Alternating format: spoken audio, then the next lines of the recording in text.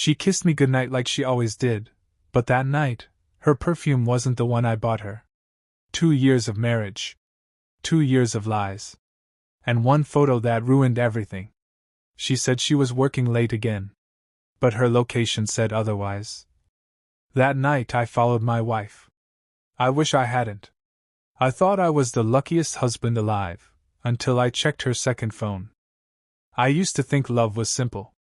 You meet someone, fall in love, build a life, and if you're lucky, you get to wake up next to them every morning with that quiet sense of peace. That's what life with Emma felt like. Peace. Every morning, she'd wake before me, hair tied up, humming softly while making coffee.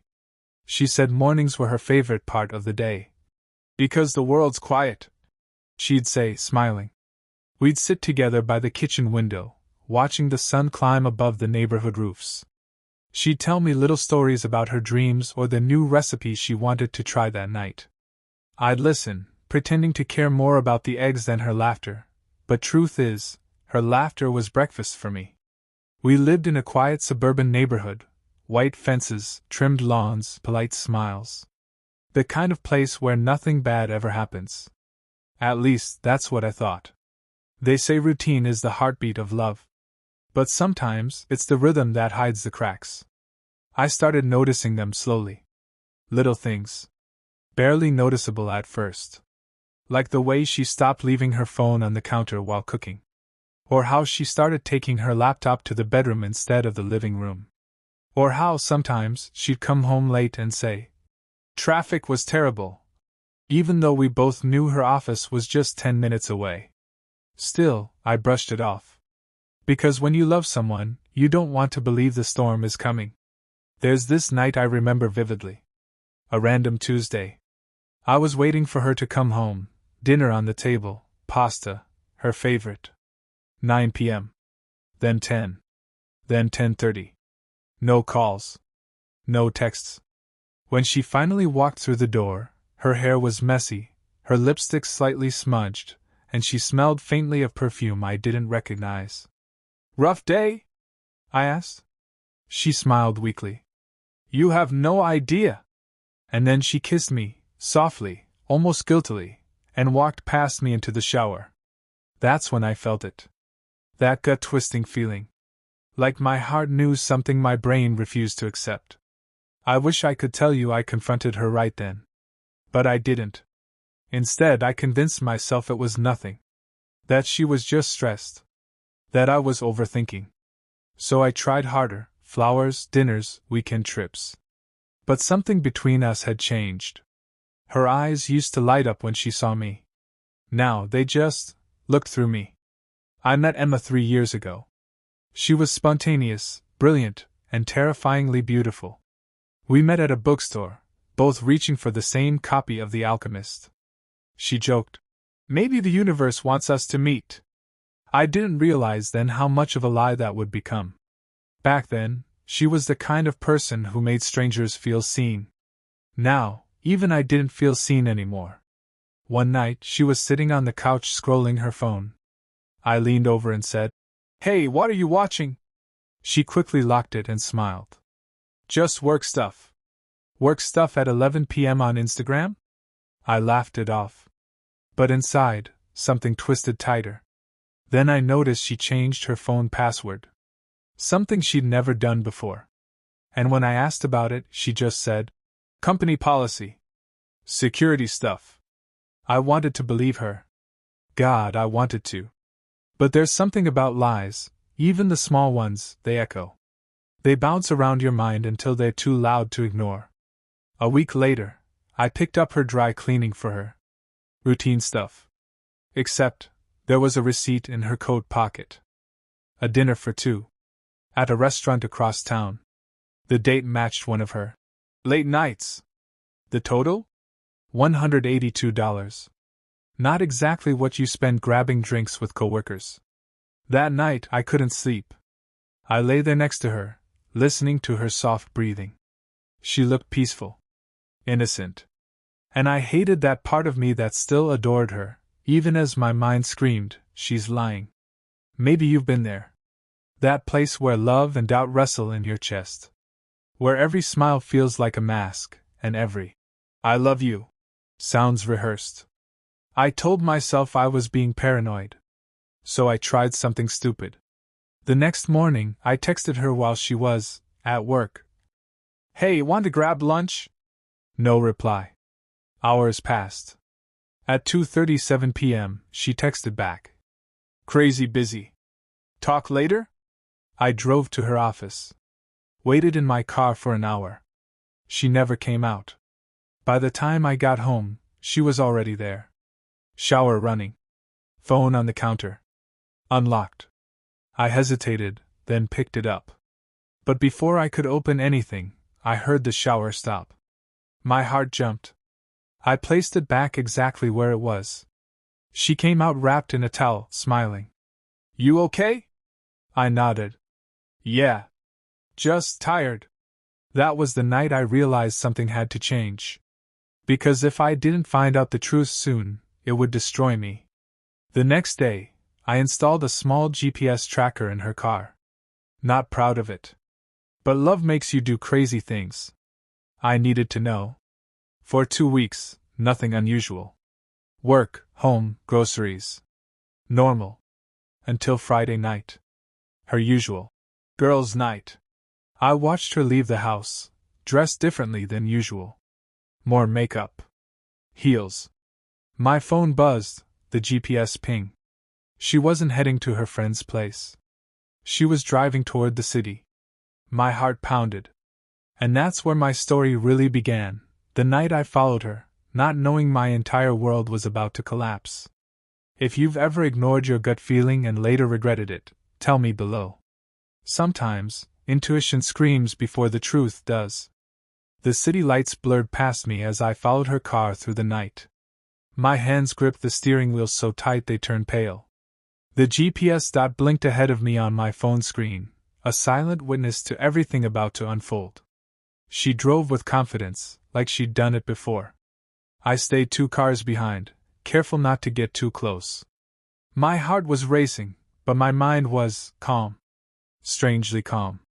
Like it already knew what it was about to find. She pulled into a small restaurant downtown, not the kind we usually went to. It was dim, hidden behind ivy-covered walls, one of those intimate places where secrets feel safe. I parked across the street, engine off, lights out. A minute later, she stepped out of her car. Her laughter echoed faintly as another door opened. A man stepped out. Tall. Clean-cut. The kind of confidence that comes from knowing you're wanted. He touched her lower back as they walked inside. She didn't stop him. That tiny gesture, that casual familiarity, shattered 2 years of my life in a heartbeat. I didn't cry. I didn't scream. I just sat there, frozen, while the world inside me went silent. After about 20 minutes, they came out again, still laughing, still touching, like they were starring in some twisted movie where I didn't exist. He opened her door for her, and she kissed him on the cheek. My wife, my Emma, kissed another man. I wanted to look away. But I couldn't. I watched until their cars disappeared into the dark, the GPS dot blinking further and further away until I could barely breathe. When I finally drove home that night, I felt hollow. The radio was off, the streets were quiet, and every red light felt like the universe mocking me. She came home 2 hours later. Same smile. Same perfume I didn't buy. "Girls' night went long," she said. I just nodded. That's when I realized something terrifying. She wasn't just lying. She was good at it. And that hurt more than anything. How practiced, how natural, how effortless it had become for her. For days I said nothing. I acted normal. I laughed when she laughed. I cooked dinner, held her hand, even kissed her goodnight. But I was studying her, memorizing every pattern, every story, every gap. She was careful. Smart. Always one step ahead. But not careful enough.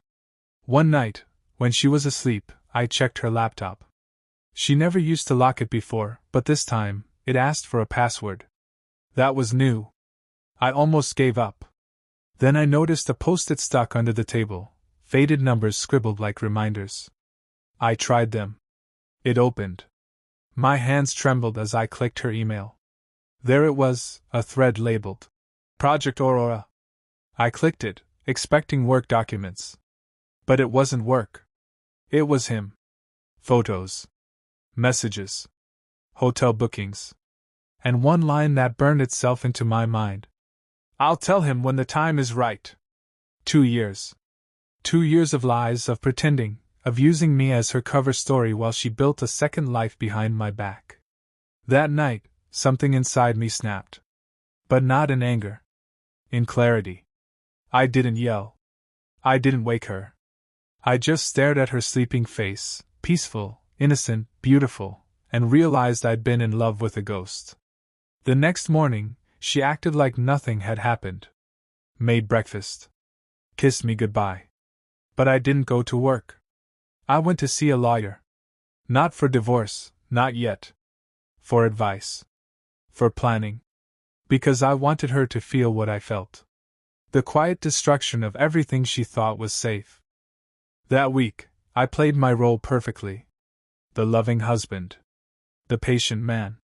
The fool. Until Friday came, their usual night. She said, "Girls' night again." I smiled.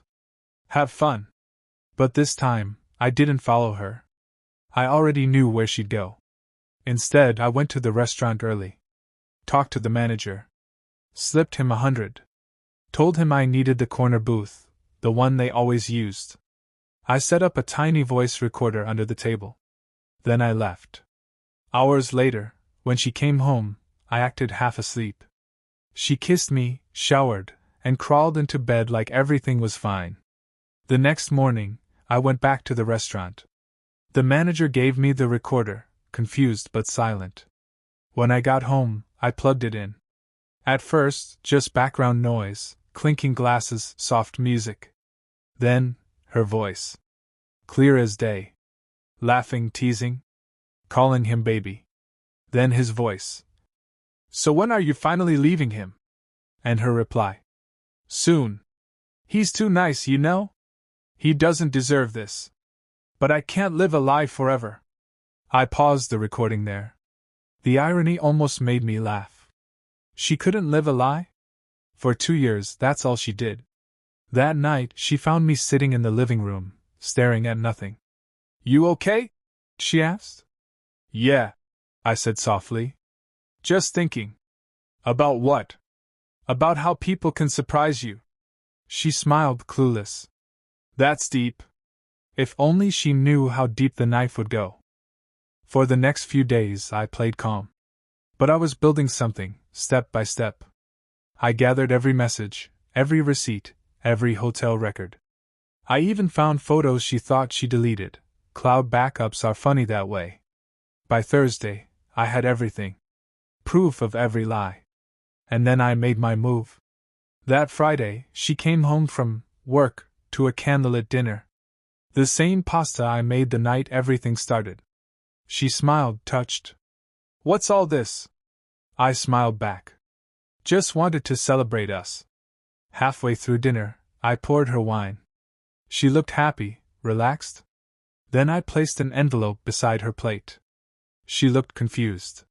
"What's this?" "Just something I've been working on," I said. She opened it. Her smile froze. Inside were photos, printed emails, and that single line she wrote. "I'll tell him when the time is right." Her hands started shaking. You went through my stuff?" "No," I said calmly. "I went through our stuff. Turns out, not all of it belonged to us." She looked pale. Tears welled up. "I'm sorry, I didn't mean to." "Don't." I stood up slowly. "You meant every bit of it. For 2 years." She reached out, but I stepped back. "You know," I whispered, "I used to think forgiveness was strength. Now I realize it's letting someone believe they got away with it." She looked up, confused. "What does that mean?" "You'll find out." That was the last thing I said to her before walking out. I didn't go to a hotel. I went to his office. And what I did next, that was the beginning of my revenge. If you've ever had to smile while your heart was breaking, You know exactly what this moment feels like. Tell me, what would you have done next if you were me? She froze for a second after I walked out, like a deer that finally realizes the road was never going to stop. I didn't run. I didn't scream. I simply closed the door and left her in the quiet I'd been living inside for months. Outside, the night air felt cleaner than it had in a long time. I drove not to a bar or a friend's house, but to a small, empty motel 3 exits away. I needed nothing but time and a plan. Revenge didn't mean I wanted to hurt her the way she hurt me. It meant I wanted to take back the story she'd been writing for 2 years and put the pen in my hand. For the next week, I moved like a surgeon. Calm, precise, deliberate. First, I protected myself. I backed up everything: emails, photos, recordings, in 3 places, encrypted and timestamped. I didn't want to risk him deleting something. I contacted a private investigator and verified hotel records and the identity of the man. He had a name, a business card, a family. That made his life messy in a way she apparently didn't care about. Then I'd built the weapon I knew would hurt the most: truth where she couldn't blame memory or mistake. Proof laid out so plainly that no one could call it a jealous fantasy. The most powerful thing about betrayal is how easily it can be dismissed as paranoia. I refused to let hers be. I could have gone to him first, confronted the man, broken his bones with words, mailed him every photo I had. That would have been satisfying for a night. But I had something else in mind. Public exposure is messy, reputation is currency, and I wanted her to lose the comfort of anonymity she'd used as armor. The night of the fundraiser, a local charity gala I'd helped stage last year, was the perfect set. Emma loved those events. It made her feel important, seen, like the life she'd been curating mattered. She'd thrown herself into planning it, even bragging to friends about the guest list. I used that. I donated a modest table, volunteered for the audio-visual team, and quietly arranged for one of my backup drives to be queued into the presentation computer. No one would link the technical guide to the man who would open envelopes the next day. That distance was intentional. Revenge should never feel like desperation. It should feel inevitable. On the evening of the gala, Emma walked in with her usual confident smile. People greeted her as they always did, warm, admiring. She draped herself across the event like a queen. I sat at the back, the hum of conversation washing over me like static. I watched her. I watched him. He was there too, on the other side of the room, safe in the shadows of his corporate status. He moved through the crowd like a man who never imagined getting caught. The MC called everyone to attention. Lights dimmed. The slideshow began, children helped, charity projects funded, the usual sentimental montage. Then, when the mood was thick with applause, I toggled to the drive I'd queued. The screen changed to a photo of Emma and the man, a hotel lobby, her hand on his arm, a laugh that looked private. Then another, a dinner receipt with their names on the reservation. Then a screenshot of a message. Pack light. I'll handle the rest. The room shifted. A few people glanced at their phones. I could hear a pin drop, that sharp, impossible silence that lives only in moments where secrets surface. I didn't shout. I let the images speak. I let the evidence narrate itself. The audio track cut to the recording I'd planted months earlier, the one where she said, "Soon. He's too nice. I can't live a lie forever." Hearing her voice outside the safe confines of our kitchen felt like ripping off a bandage in front of a crowd of strangers who had once applauded her. Her face turned white. The man, the lover, stood up, his jaw clenching. A couple at the next table whispered. Someone asked a question into a phone, voice urgent. Cameras flashed. I stayed seated, hands folded, like a man attending his own funeral yet somehow free. When the presentation ended, people didn't know whether to comfort or condemn. Some left immediately. Others lingered, exchanging small conspiratorial nods. Emma's friends came up, their faces confused, then furious, then apologetic. She combed through the damage, trying to assemble the pieces in a face that still expected mercy. She approached me later in the evening, eyes rimmed with tears that could not be trusted anymore. "How could you? she whispered. You humiliated me. I exposed the truth, I said. Humiliation was your choice when you decided to build a second life while pretending ours was everything. She tried to cry, to explain, to beg. I'd heard those words before, the slippery sincerity that seemed designed to soften me into taking her back. This time, I'd prepared. I handed her a printed packet, copies of messages, receipts, hotel confirmations, timestamps, a few legal notes from the private investigator. Her legs buckled. You didn't have to, she started. I did, I finished. Because I'm tired of being invisible in my own life. Because I want a record, a public ledger that shows what happened. Not for revenge, but so I can close it properly. Her lover's wife, it turned out he wasn't as single as he'd let the world believe, had learned through the grapevine. She confronted him the next day.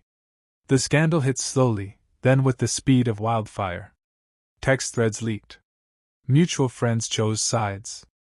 Emma's social circle became a courtroom, and when you're the defendant with all the evidence stacked, only a few people stay to support you, usually because they were never paying attention in the first place. But revenge isn't only about making the other person fall. It's about the work you do on yourself while you make it happen. While the world pivoted around Emma's private life, I pivoted in other ways. I walked away from the life that pretended to be us.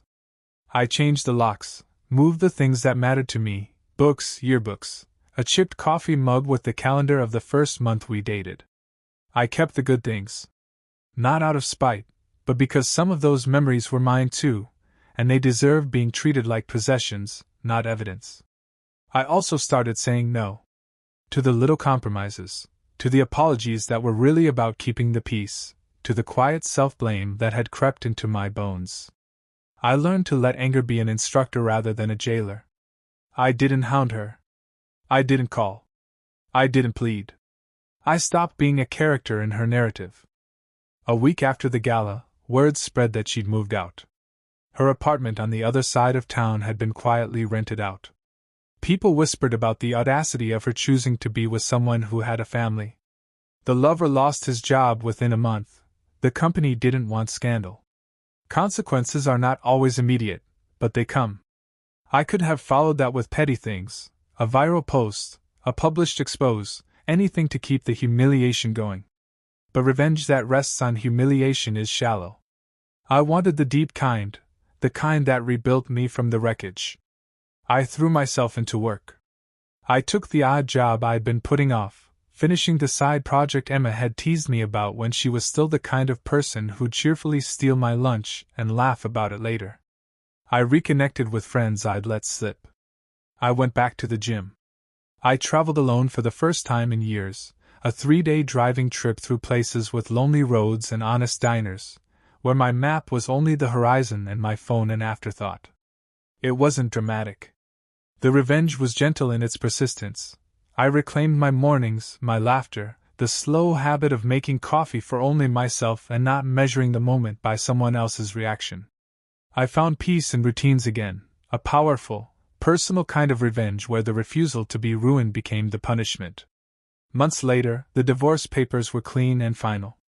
We split the assets we'd built together with a fairness that felt almost indifferent. Emma moved on, I suppose? She posted a couple of photos that looked carefully curated. I didn't follow the account. I didn't want the ghosts. The city is full of people who remake their faces for news stories. Some of them never look back. I did, once, briefly, to remember why I left, then turned back toward the path I was building. And the twist, the one that surprised even me, was not in her downfall. It came later, in a small, ordinary moment I hadn't planned for. One rainy afternoon, nearly a year after everything ended, I found a note tucked inside my winter jacket, a tiny, folded paper where a dry cleaning tag should have been. My hands knew the shape before I opened it. Inside, in Emma's handwriting, steadier now, less theatrical, were 2 words. I'm sorry. No explanation. No plea. No absolution. Just the admission, like a match struck in a dark room.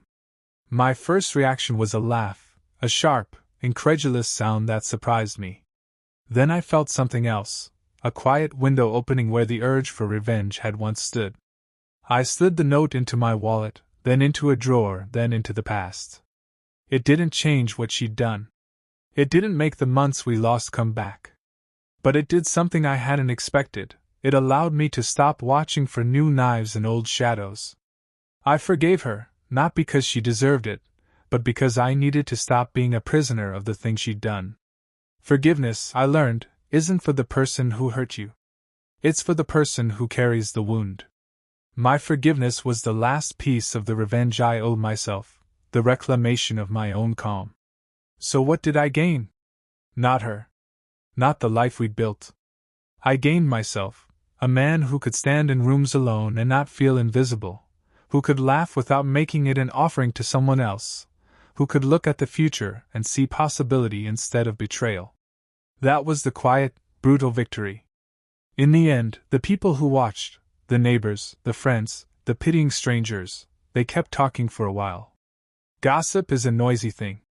But noise dies. After some months, the sound of other people's opinions faded.